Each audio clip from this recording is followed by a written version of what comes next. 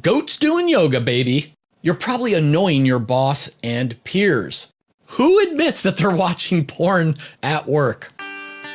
Would you like to accelerate your career and reach your full potential in just minutes a day? Welcome to the LEADx Show with New York Times best-selling author and Inc. 500 entrepreneur, Kevin Kruse. Hey everyone, happy Friday. Kevin Kruse here. And Friday is the day when I get to record a rant or behind the scenes message or anything else I want. We go off script a little bit. And I gotta be honest, I am motivated because one of our LEADx best customers, a super fan, a super friend, Diana Smelins, called me out and said, hey, what's going on? Did you cancel the Friday shows? And I'd explained to Diana, no, it's just that Thanksgiving was getting in the way, end of the year busyness was getting in the way. And we play it pretty loose around here in terms of what we want to do with the show and when we want to do it. But she motivated me. The Sixers are up after 3 quarters of basketball. It's a Sunday night. I figured let me bang out an episode or two. What I'm going to do with some of these Friday shows is I'm going to give you a glimpse at my next book. So my next book is being traditionally published through Crown. It was like a 2-year-long process. It doesn't even come out until April of 2019. But I will tell you, it is already listed on Amazon, even though we don't even have a cover yet. So if you want to give me an early Christmas present, go on to Amazon, search for the book title. You can search on my name as well. But the book title is Great Leaders Have No Rules, which I'll explain in another episode or closer when the book launches. But I'd love to tease you with some of the content. And one of the chapters is all about the dangers of smartphones. And you might be wondering, like, okay, that's interesting. Like, how are smartphones like a leadership problem, for example?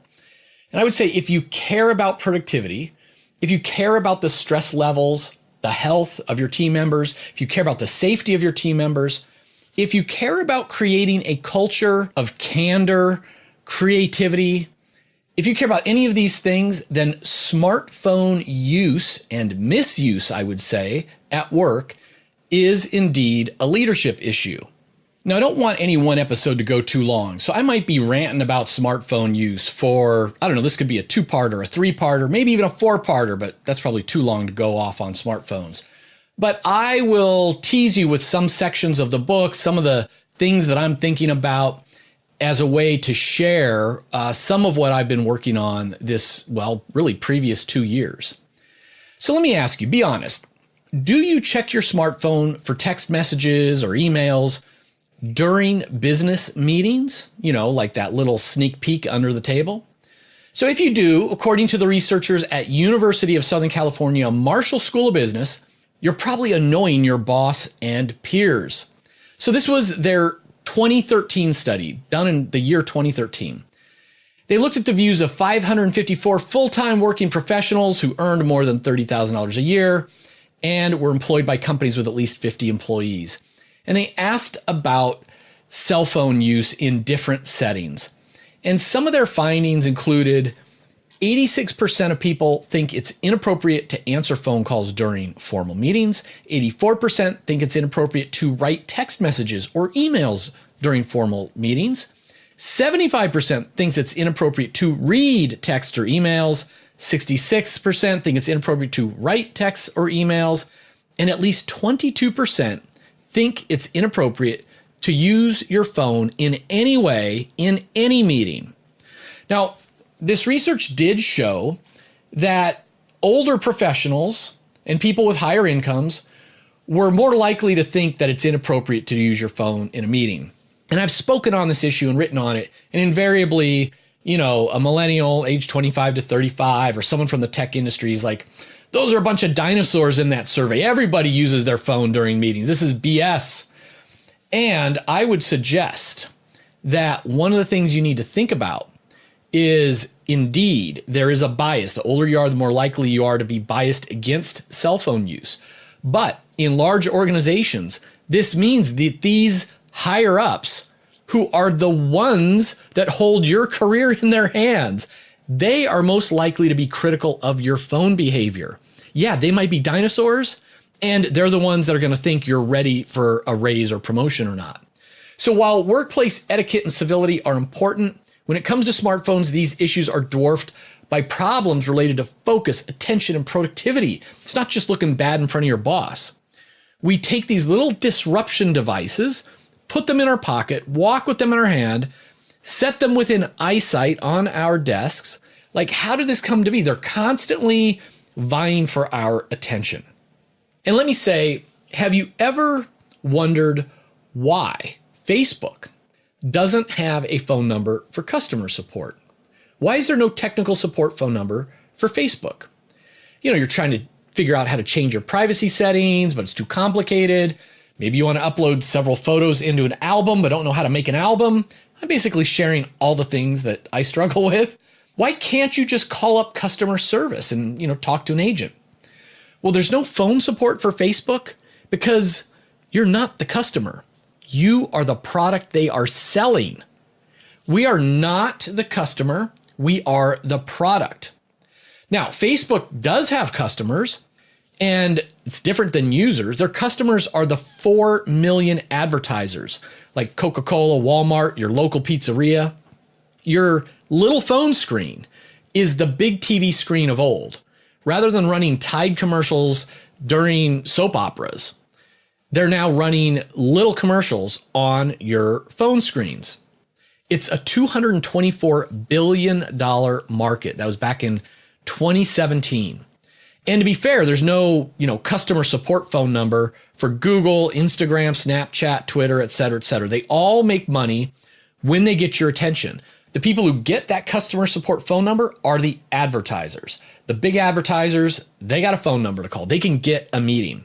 So Facebook and all those other companies I mentioned and the thousands of app and mobile phone game companies out there, they only make money when you see an ad, when you click an ad. Usually it's when you click an ad.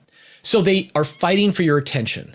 Now, this is nothing new. Like, that's what advertisement has been about. Nothing happens in sales or marketing until we have your attention, right? Nothing can happen until that works. But it's never been like this. We are walking around with these interruption devices in our hands, and all these companies have these behavioral engineers, these super smart psychologists, people who are running little micro experiments to discover what gets you to pick up your phone, what gets you to open your phone, what gets you to open their app. So they've invented push notifications and those little numbers in red circles next to the app indicating a new message. They invented the never-ending scrolling feed, more and more and more. They invented leader scoreboards, swipe left, swipe right. Technically, this is user experience design. Some people call it gamification of software, but others are beginning to call it brain hacking or mind jacking. And all of this works because of biology. There's a biology behind our addiction. So let me ask, what do gambling, sex, drugs, and smartphones all have in common? Dopamine. It's been called the love drug. Dopamine is a chemical, it's a hormone, it's released in the brain to reinforce pleasurable activities, activities that evolutionary biology wants us to keep doing. So it turns out we get a dopamine response from the simple activity of checking our phone throughout the day. People have said it's like pulling the lever on a slot machine. With every pull of the lever, every check of our phone, we're wondering, what are we going to get this time? And the fact that you don't win every single time is what makes it fun. It makes it addicting.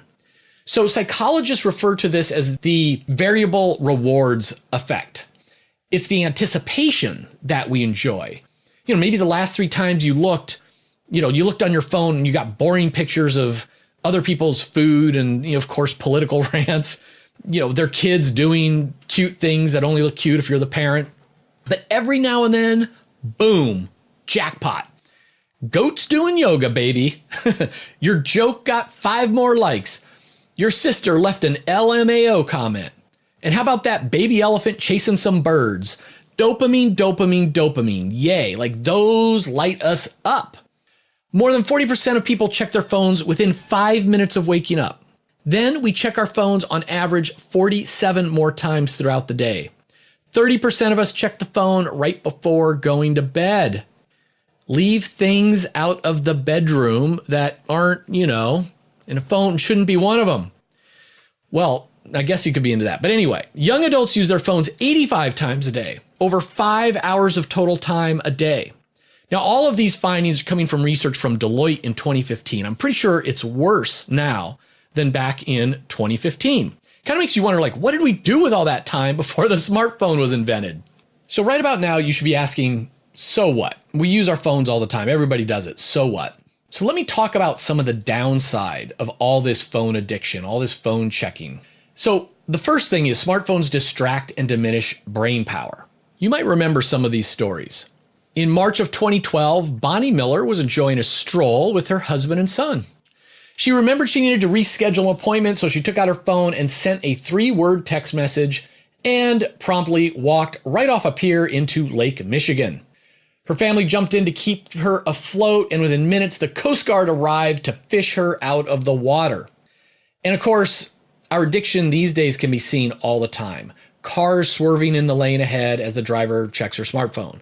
The couple in the restaurant looking down at their phones instead of at each other. People staring down instead of up at concerts, parties, and sporting events. People walking into objects and into each other on city sidewalks. And I'm not immune. I embarrassed myself walking into a pole outside of the train station in Washington, D.C. once. I tend to check my phone less now when I'm walking on sidewalks. So it's kind of funny, except when it isn't. A woman who was texting fell off a cliff in Alaska and died in 2012. The man was distracted by his phone before falling to his death in San Diego on Christmas Day 3 years ago, 2015. The woman who almost died falling off of California's highest bridge while taking a selfie. So half of all managers believe smartphones are the #1 killer of productivity. And fully 75% of managers believe that their workers are losing 2 or more hours a day because of distractions. This is a Harris Poll survey of 2016. Same survey said the majority of employees report that they don't even have work email on their phone. So what are they doing on their phone all day long while they are at work? So in the same survey, 65% said they're sending personal messages. 25% said they're playing games. They're playing mobile games on their phones during the day while they're at work. 4% admitted that they're watching porn. Who admits that they're watching porn at work? Anyway, it turns out, even if you don't pick up your phone to take a call, read a message, or watch porn, just getting a notification of a call or text is enough to distract you. So Florida State researchers found that people were 3 times more likely to make mistakes in their work if their phone was notifying them of calls or text messages, even if they didn't pick it up, even if they didn't read it. This decline in performance was similar to those who actually took the call or read the message. So the researchers said that they were shocked by the findings. They said even though the notifications were short, a little buzz or a little beep or a little vibration of the phone, whatever it is, it prompts task-irrelevant thoughts or mind wandering, which has been shown to damage task performance. So this is why I always silence my phone or even flip it over, when I'm working, especially when I'm doing deep work. I'll just put it on airplane mode, flip it over, put it on the floor, not even on the desk, so it's kind of out of my view. But it turns out I'm not doing a good enough job because even having phones near us is distracting, and even if the phone is turned off. How can this be?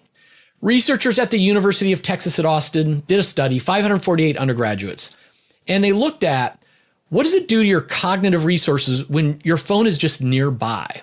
The study group, they were instructed to turn your phones completely on silent, turn off the ringer and vibrations so it doesn't make any sound at all.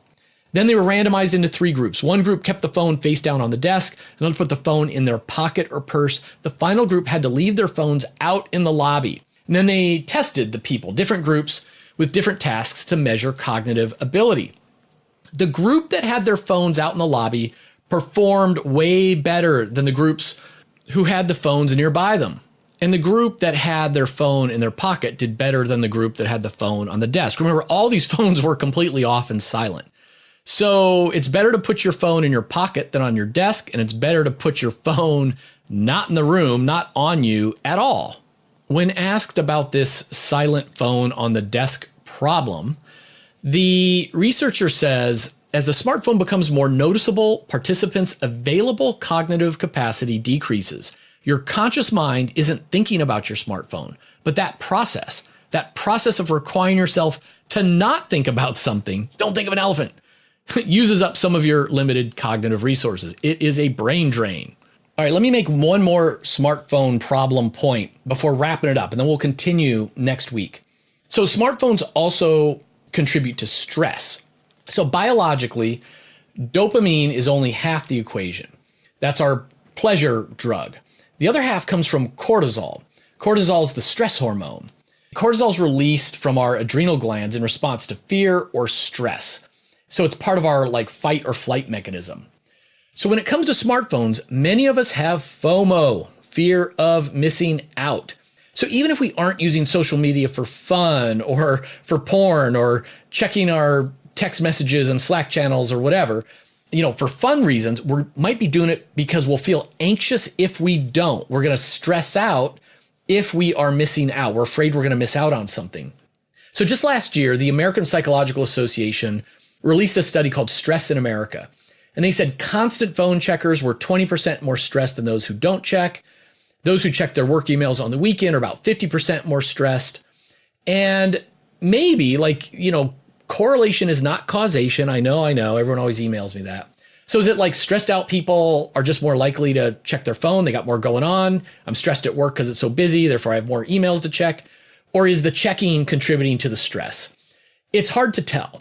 And I feel sometimes that I'm relieving stress when I check, my email messages or something like that in the morning on the weekend. But the check-in sort of reinforces the habit and it anchors this never-ending cycle. Anderson Cooper, the journalist, he did a news segment on, I think it was called Brain Hacking. And it was kind of a cool segment. It's fun if you can find it on YouTube or something. They wired him up with electrodes to measure his physiological state. And then while he was wired up, the researchers started sending him text messages to his smartphone without him knowing that it was part of the experiment. He didn't know they were going to do this. So his phone, he could see it. It was in front of him, but he's wired up. And every time it pinged with a new text message, not only was he distracted, but his stress response spiked on the monitor. So we don't need to be seeing our messages, reading our messages to feel the stress spike. Not seeing them can be just as bad. Not knowing what's going on can be just as bad. And I can remember, this was a couple years ago, took my family, took my kids on a cruise, the one and only cruise I've ever been on. Now, Natalie was 15 at the time. She's a freshman in college now. But we were on family vacation. I could see that she was stressing out. And it's because we were on this cruise ship heading to Bermuda. Unlimited food, drinks, game, movies, huge ship to go explore with her siblings. What could be the problem? What's she stressing out? Well, I found out there's no Wi-Fi. She was stressing out because she had no Wi-Fi on her phone. She couldn't use her phone. And there's even a term for this called nomophobia, no mobile phone phobia. So research conducted in the United Kingdom discovered that 53% of mobile phone users feel anxious when they can't find their phone, when they can't connect to a network, or when their battery's about to run out. So specifically what was going on with my daughter Natalie was that without Wi-Fi, she couldn't use Snapchat. And without using Snapchat, she couldn't keep her snap streaks in jeopardy. Now, if you're old like me and you don't know what a snap streak is, well, these brain jackers at Snapchat invented, these streaks so that it's completely arbitrary, but you can see how many days in a row you've chatted with someone on the app. So if your friend doesn't respond to a message within 24 hours, the chain is broken. Now, this is like a habit thing, right? So they say if you want to jog every day or work out every day or meditate every day, whatever it is, you do it and you mark it down on your calendar. You make like a chain. And of course, supposedly you do it for 67 days and then you're fine. You won't break the chain.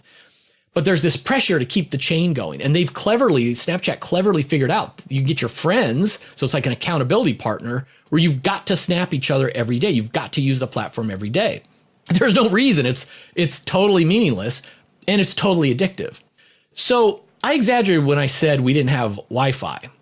The boat had Wi-Fi, the ship had Wi-Fi, but it cost $25 per day per phone to have Wi-Fi. So I had only gotten Wi-Fi for myself because, I need to check work messages only once a day. At least that's what I told myself. FOMO.